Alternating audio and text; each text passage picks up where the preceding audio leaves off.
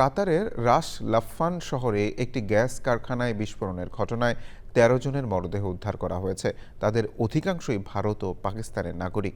আহত ৬৬ জনের মধ্যে বাংলাদেশি নাগরিক রয়েছেন বলে নিশ্চিত করেছেন কাতারের জ্বালানি মন্ত্রী সাদ আল কাবি। আহতদের কারও অবস্থা আশঙ্কাজনক নয় বলে জানিয়েছেন তিনি। বিস্ফোরণের পরও বিশ্ববাজারে জ্বালানি রপ্তানি ব্যাহত হবে না বলে আশ্বস্ত করেছেন কাতারের জ্বালানি মন্ত্রী। ইরান যুক্তরাষ্ট্র যুদ্ধের সময় বন্ধ হয়ে যাওয়া এই গ্যাস কারখানাটি আবারও চালু করার পর এই বিস্ফোরণ ঘটে। And Pakistani nationalities. 66 people have been reported injured and are receiving medical treatment, none of whom are in life-threatening condition. They hold Qatari, Indian, Pakistani, Bangladesh, Kenyan, Ghanaian, Tanzanian, Nigerian and Nepalese nationalities. কানাডার মন্ট্রিলে এক বন্দুক হামলায় ৩ জন নিহত হয়েছেন।